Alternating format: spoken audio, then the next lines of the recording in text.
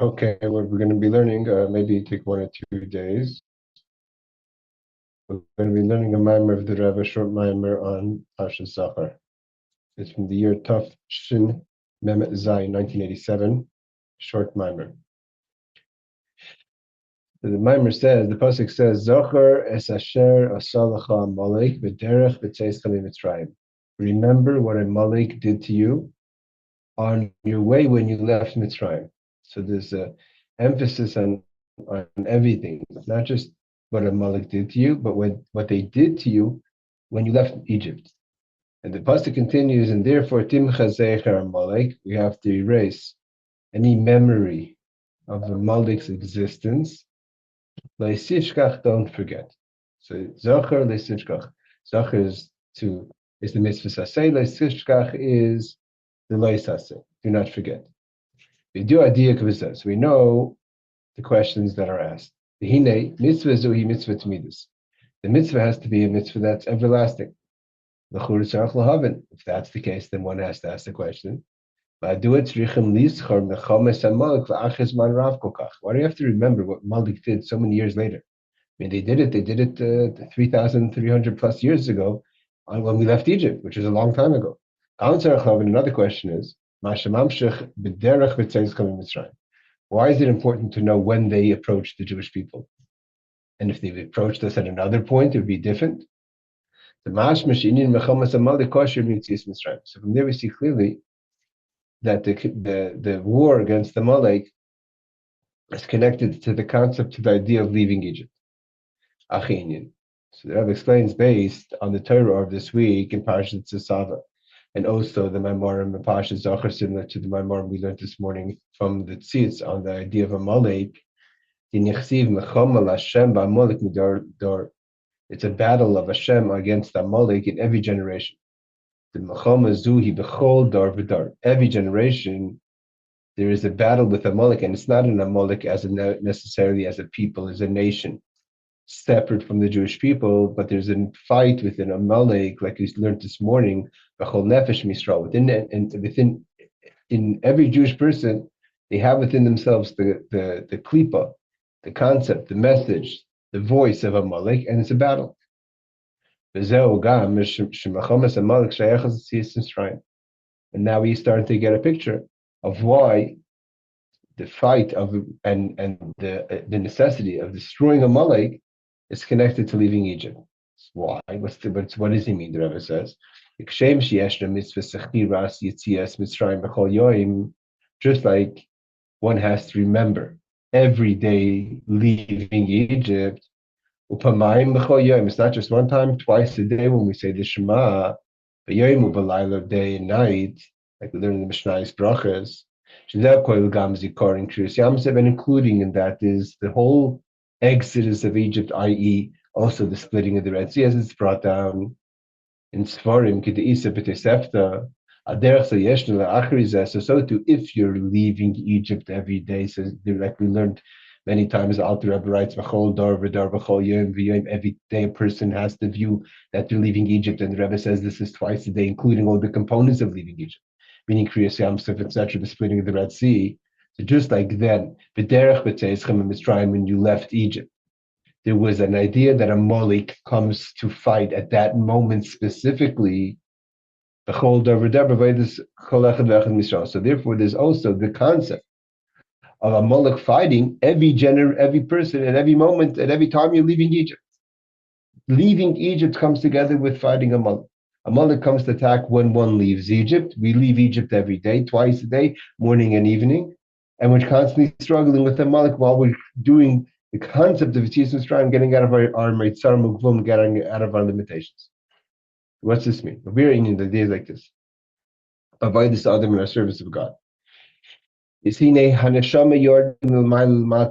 does the soul come down from above down to this world? And encloses itself, means the nefesh alikis encloses itself in the nefesh bahamas, in the animal soul, with all the ideas that come with it, the taivas, the needs, the restraining, the limitations, the anxieties, the desires, everything that comes with the concept of the nefesh bahamas, the gufin in the body. Adoima of the Gufa Umas Olam, and when you look at the body of the person. You don't necessarily see the difference, obviously, between the body of a Jew and the body of a Gentile. In the Tani talks about this concept. So what does it mean? So why do we come down to this world, and why do we enclose ourselves in the nefesh habahamis, in the animal soul, and in the goof? And this goof itself looks like any other goof, like a goof of Umas Olam, of the nations as well. What does it mean to leave Egypt? Is to get out of these limitations that are created by the goof, the body, and the nefesh habahamis and the animal soul. The exodus, haguf, from the limitations of the body of the nefesh habahamis. So we come down. The neshama has to come down to be part of the nefesh habahamis and the goof, part of the animal soul, and the goof, which is daimush, looks like any other body out there. And with it comes all its limitations. And the idea of Yetzias Mitzrayim is that, notwithstanding, not that you leave it, we leave the body or the nefesh habahamis, but we leave the limitations, the Mitzrayim of the body and the nefesh habahamis. And it's not just to leave. So this is a very important component about the Yetzias Mitzrayim. Leaving Egypt, one could think, just get me out of Egypt. Doesn't make a difference where I'm going. That's not important. Just I need to get out of Egypt. I need to get out of limitations. But it says no. There's two components. There's the leaving of Mitzrayim, but the leaving of Mitzrayim has a reason, not just to get out of limitations. To come to the land of plenty, which is Eretz Yisrael, which is Tachlis Hashleim Shebezeh, which is the highest, and the highest level of that is to get to Eretz Yisrael. And after we get to Eretz Yisrael, which we're going to see what all these things means. The Achi, you see, once we leave, we left Egypt, but we haven't gone to Eretz Yisrael yet. That's where Malek attacks. Malek attacks when a person has done the first stage, meaning leaving their Egypt. So in theory, a person could stop there. No, you have to go into Eretz Harachav, the land of plenty. And at that moment, kind of is where Amalek strikes a person. The person is very vulnerable at that moment. We know that the leaving Yetzias Mitzrayim is like leaving from the mind to the heart, and there's the Meitzar Gorein, and when you get through it, at that point, what happens afterwards is very crucial. It's not necessarily so simple to know that when a person leaves Egypt, automatically walk into Eretz Yisrael. Because imagine, close your eyes for a second, imagine the physicality of it.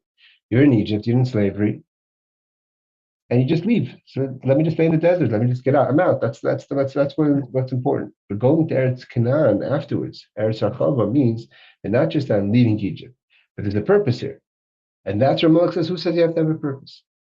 Who decided what this purpose is? We left Egypt. Let's just stay there." And therefore, we have the Macham of Amalek in that moment. The Varza, so to understand all this, is Matcha B'Torah Orshim. So the Alter Rebbe explains, Al Pi HaKlal, based on the understanding that the Poischim Ebracha Poischim B'Torah, we always have to start with blessing. We always have to start with good. The Nichsiv, like the pasuk says in Shir Hashirim, V'aftani Achoisi Kala Ba'achas Be'einai. The pasuk continues. V'aftani, you're my heart, my sister, my bride, with even one of your eyes.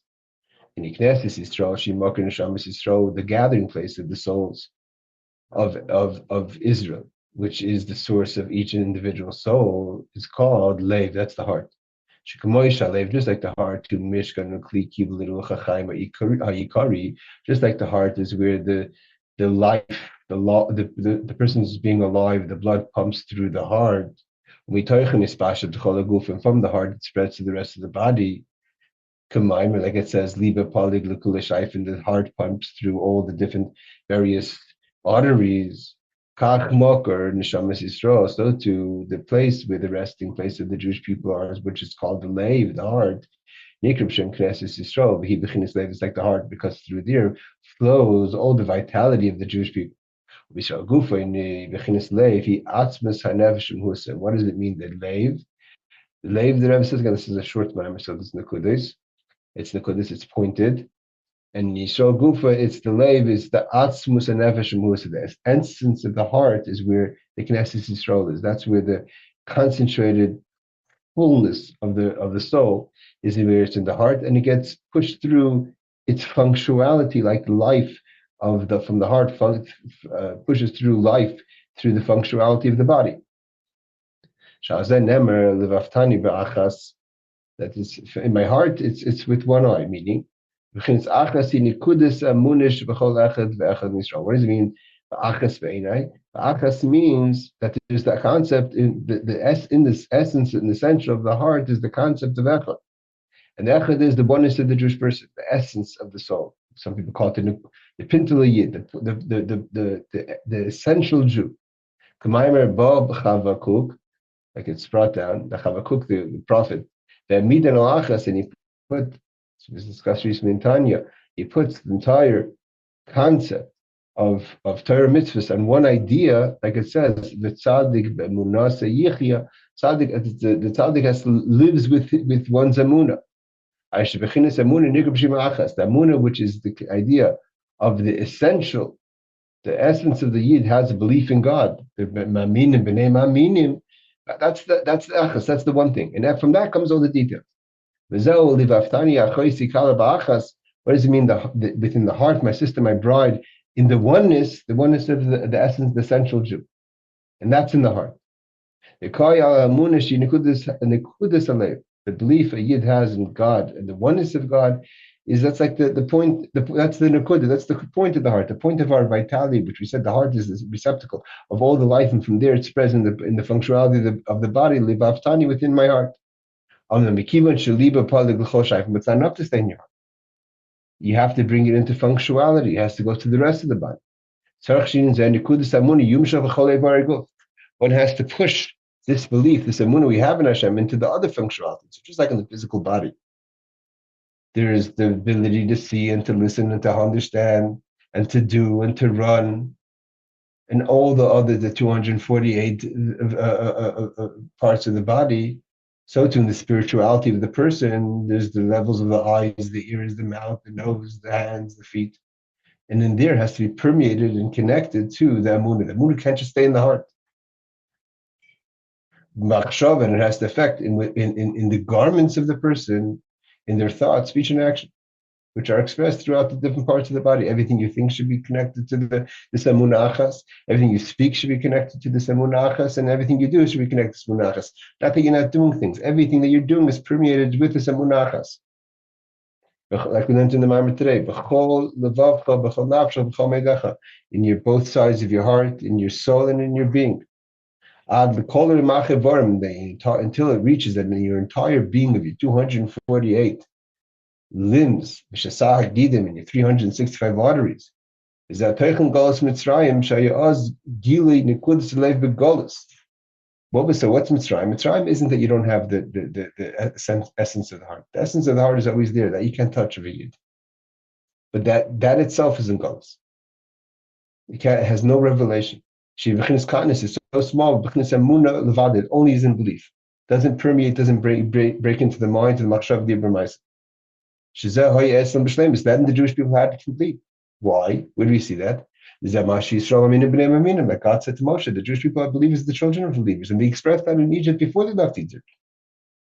Moshe was concerned, will they believe me? God says they believe. And they did believe. But where did it get complicated? When they couldn't listen to Moshe. Not that they didn't believe anymore. They couldn't express that belief. Because when the problems of Egypt, from the difficulties of Egypt, it affected how that belief permeated their being. And it couldn't express itself. That's what Golus is. It says about the Jewish people that they were believers, the children of believers, and they expressed and showed it when they were in Egypt. Moshe came and says there's redemption, they believed. They never have a problem believing. But that belief couldn't affect their way of living. The nice is that at both levels of Emunah. And that's explained in various ways. What is the difference between Maminim and B'nei Maminim? Different levels of Emunah. The Emunah in Amalek Kolam, the Emunah in Seviv Kolamim. But they had, but in short, they had both. They had no problem in their belief. It was small. It couldn't express itself. It couldn't spread to the rest of the functionality of the person. And it didn't affect their machshav di'bramaisa. They couldn't act and couldn't think on it. They couldn't speak about it. Is that what you need to see some Mitzrayim? What does it mean to leave Egypt? To leave those that restraint, that katnus, that small. And that you should be able to feel the heart throughout the rest of your body. To permeate all your things, all your being with Emunah. So that's Yetzias Mitzrayim. So seemingly, that's a big avodah. You've left Egypt. You have the ability, it's not just the negative, you have the ability to live. You have the ability to be a person who functions as a yid. That's huge. But the Rebbe says that's not enough. It's not just leaving Egypt. You have to go to Eretz Rachava. There's 2 levels here. He says there's 2 levels. First is easier, then is the more difficult. Like simply when you left Egypt. He first left Egypt, but he didn't enter the land immediately. It was another process, and it was a process with a lot of trials and tribulations and all the concepts, and the Matan Torah and the Chet Egel and the spies and Korach, etc., 40 years until they're able to go to the land of plenty. It's not when you walk out of Egypt, you walk to the Eretz Yisrael. Kenu gam beruchni, so too in the avodah Adam. The Indian Yetzias Mitzrayim who bechinis iskafya. So here the Rebbe says, what is that? What is the actual avodah difference between Yetzias Mitzrayim and entering the land of plenty? Yetzias Mitzrayim means you're able to permeate the Emunah throughout your body in the way of iskafya, that you have total control. Iskafya means to restrain, total control over the expression of your machshav, your mindset, which is what the Adar writes in Tanya, is what a Benini needs. A Benini hasn't transformed oneself yet. A Benini is a person who's in control of the thought, speech, and action. That's Yetzias Mitzrayim, when you permeate your thought, speech, and action, your whole being with Emunah, which is iskafya, to restrain yourself. You subdue, you take control of the negative. What does it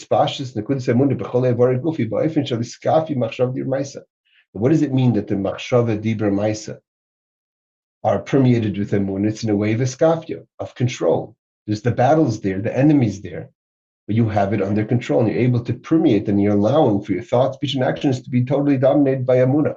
But not that you've totally transformed yourself. You know the difference between iskafya and ishapcha, of restraining and transformation. Restraining means you have to restrain constantly, like the Adar writes about the Beinoni. And then the bottom line is you're totally acting on the commitment and the revelation of the Emunah in your entire being. It's not that the Beinoni doesn't have evil or foreign thoughts or struggles with struggles. He has those. She has them.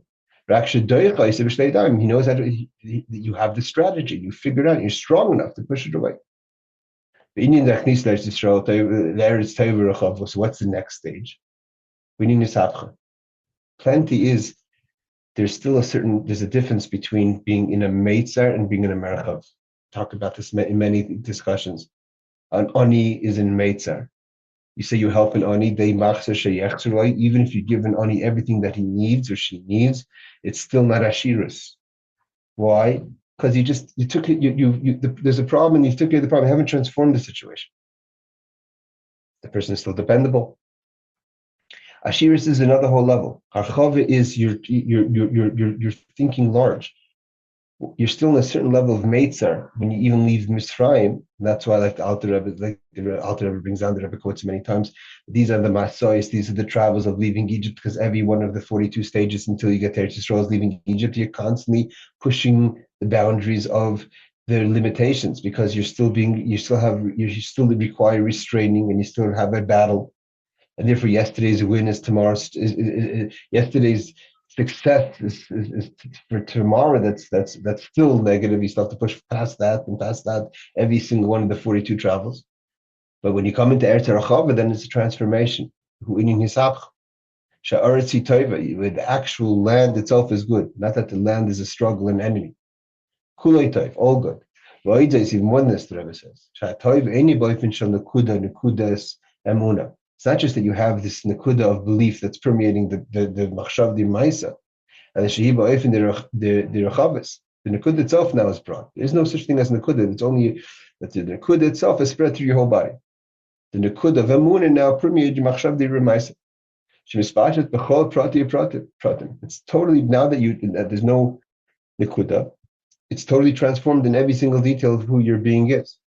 Everything becomes good. Not just that the nekuda affects everything. Means, to explain this a little better, if you have a nekuda that's very powerful, so you're kind of parav, you're kind of in between. You can go either way, right? That's a ben. You can go either way. There's always struggles. There's always machshavas. There's always issues. But if the nekuda is strong enough, it's the guide, like that shining light that makes sure that you're going to behave according to what the nekuda understands. It's still that the nekuda is the main power here. But when you've reached the land of the plenty, it's not a nekuda anymore. Everything transforms, and all of a sudden, the whole being becomes good. Every part of your expression, every part of your being is toiv. If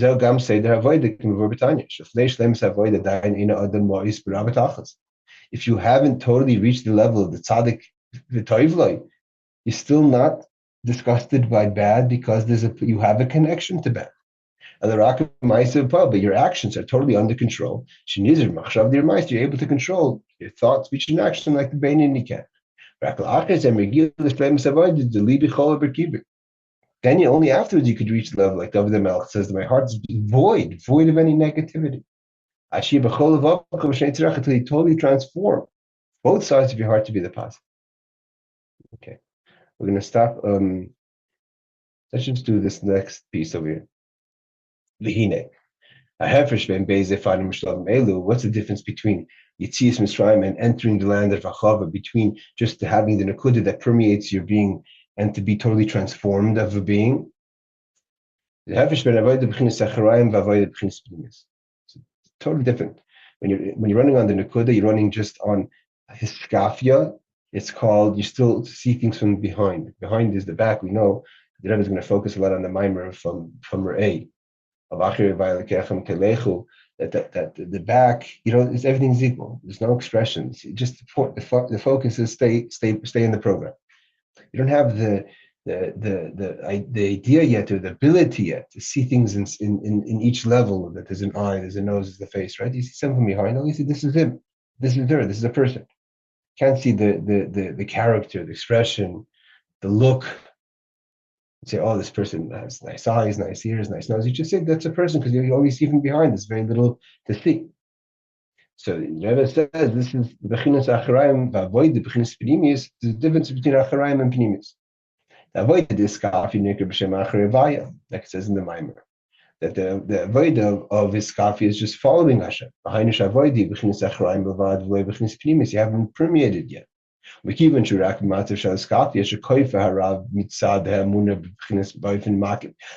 stands over the person and keeps control of the machshav that should be in line according to the Emunah Hashem. He hasn't permeated you to change you from within. What's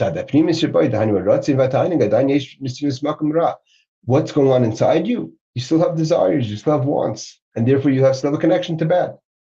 Like I said before, you have bad thoughts. Why? You haven't changed yourself. And bad thoughts can mean so many different things. Jealousy, ego, covet, all these things that hit you. These are all coming from a bad place, a bad part of your character. You have to fight it. You have to know this is Ra. Zar. That your ruts and your tiny, what you want, what you take pleasure in, is only holy.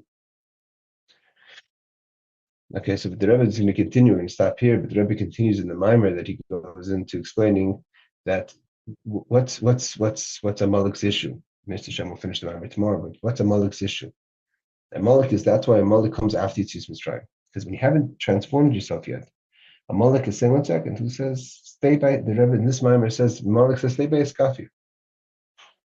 For Amalek, that's a win. Anything that's more godly is negative. Stay by iskafya. Who said you have to do ishapcha? Who said you have to go into the land of plenty? Be in the desert. You're out of Egypt. Be happy with that. And he can even throw it to you. That's a stronger avodah. Right? You're alive. You're struggling. Enjoy the struggle. Right? To be continued, B'ezras Hashem tomorrow.